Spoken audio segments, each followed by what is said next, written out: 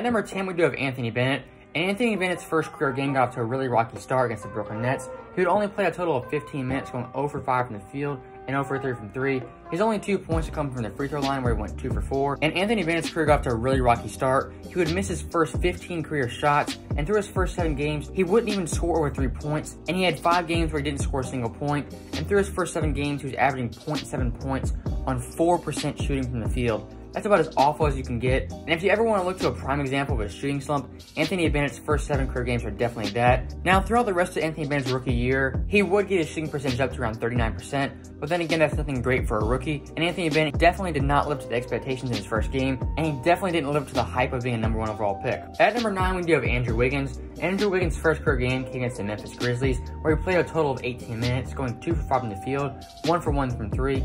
He had a total of 6 points, 3 rebounds, and 2 steals. This is definitely nothing great for a number 1 overall pick's debut. He actually wouldn't score in double digits till his 3rd game, where he had 17 points. But I mean, for an NBA debut, being a number 1 overall pick and having the hype that Andrew Wiggins had, being looked at as possibly the next Michael Jordan, or even the next Kobe Bryant. There's even some articles that said Andrew Wiggins, he's going to carry the throne that Jordan handed to Kobe, and Andrew Wiggins is going to be this next transcendent player. Well, that definitely wasn't the case his first NBA game. But I mean, since then, we've seen Andrew Wiggins kind of have an up and down career. And right now, I'd say he's plateaued. And I definitely wouldn't call him a bust like Anthony Bennett. No one's a bust like Anthony Bennett. But I mean, Andrew Wiggins, he has been kind of underwhelming of his expectations, as he really was looked at as the next superstar in the NBA in the 2014 draft.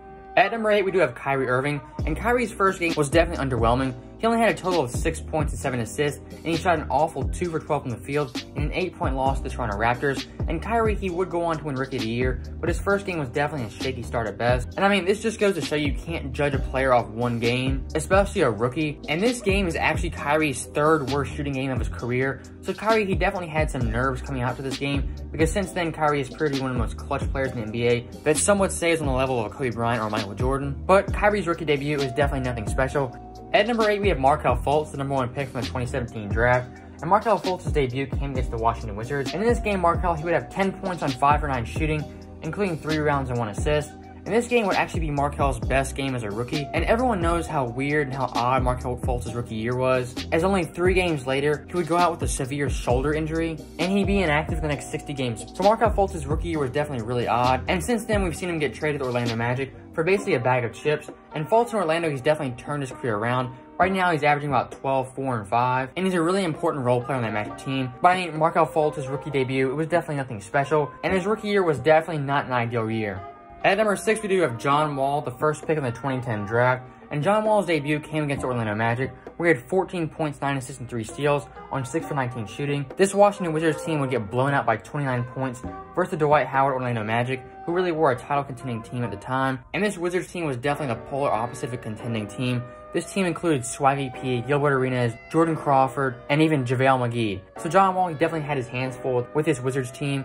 And his NBA debut was definitely not spectacular. So again, just reiterating the point, you can't judge a rookie off one game. Sometimes you can't even judge them off one season. So just keep that in mind when you're talking about players in the NBA today, because you see a lot of people overreacting to players having one great game or having one really bad game. That one game does not mean anything in the grand scheme of things. At number 5, we have KarlAnthony Towns. And in Cat's debut, he had 14 points, 12 rebounds, and 1 assist, shooting 6 for 10 from the field. And the Timberwolves would actually win this game versus the Lakers, as Lou Williams, he would miss a game-winning floater. And the Timberwolves actually outscored the Lakers by 10 points in the 4th quarter. And KarlAnthony Towns, he absolutely abused Roy Hibbert. And this game is just a perfect microcosm of how the old NBA was getting outplayed by the new NBA. Roy Hibbert, he was kind of the traditional big man of the early 2010s. And KarlAnthony Towns, he's definitely the future generation, coming in, shooting threes, being a jump shooter, able to have all these advanced post moves. And KarlAnthony Towns, in a way, he really did turn Roy Hibbert into a dinosaur, because Roy Hibbert, he was really limited offensively. So Cat, he definitely had a pretty outstanding rookie debut, having a double-double. And if you just look at the players who were on this court in this game, there were definitely some big names.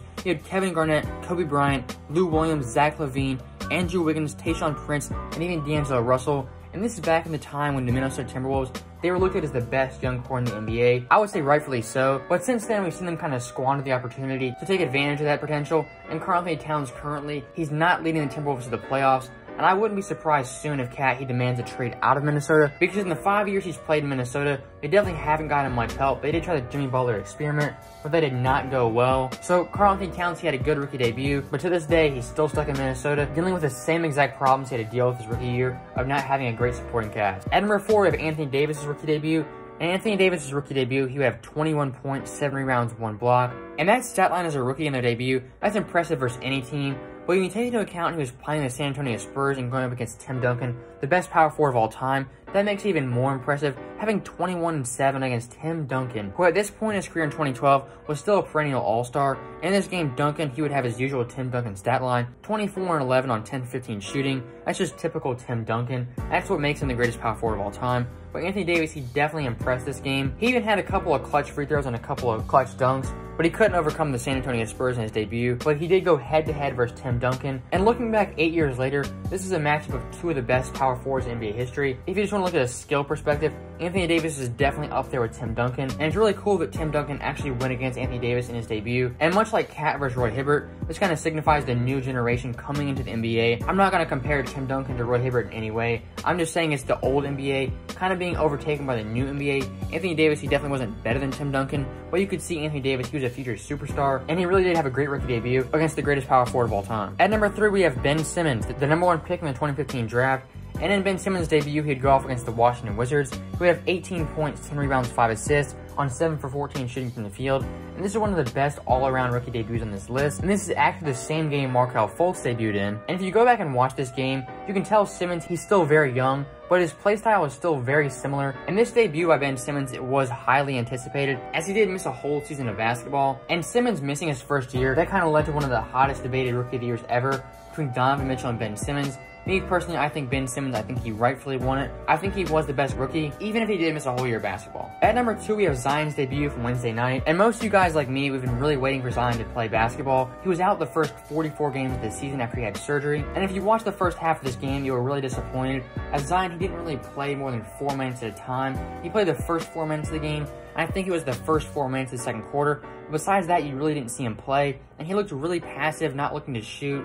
The Spurs were also playing kind of a zone on him, making sure he couldn't get in the lane and couldn't create for other teammates. But I mean, what happened in the fourth quarter, it was definitely worth the wait. I know some people probably turned the game off because Zion, he wasn't getting any huge minutes, and they probably didn't expect him to come back in the game and do much. But in the fourth quarter, Zion, he had a 3-minute stretch where he had 17 points on 6 for 8 shooting, including 4 3-pointers. And it's kind of hard to describe what happened in that 3-minute span, but it definitely was extremely shocking. I can't really explain what happened, because he scored 17 points in 3 minutes after being super pedestrian, super cautious the first half. So I mean, Zion's explosion, it was definitely unexpected. And I know a lot of people, they wanted to see Zion go back in at the end of the fourth quarter, but Alvin Gentry explained that the medical staff, they wanted to keep him out. Zion this game, he only played around 18 minutes. He did have 22 points, 7 rebounds, 3 assists, on a ridiculous 73% shooting, including 100% from the 3-point line, going 4 for 4. And it really was one of the best debuts I've ever seen. So Zion, he's definitely deserving the number 2 spot. But at number 1, I actually have DeAndre Ayton. So DeAndre Ayton's debut, he was matched up against the Dallas Mavericks and Luka Doncic.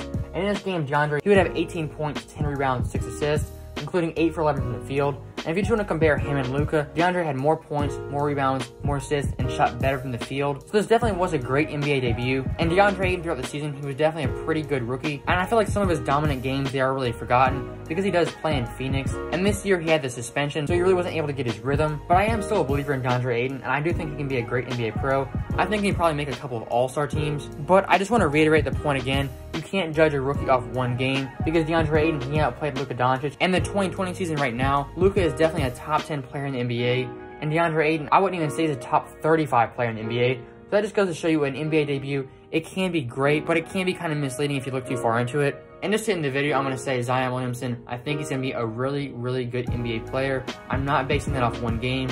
I'm basing that off what I thought throughout his career before it even started, before he even played a game at Duke. So Zion Williamson, in my opinion, I think he's going to be a great NBA player. Thank you guys for watching this video. I'll see you guys next time.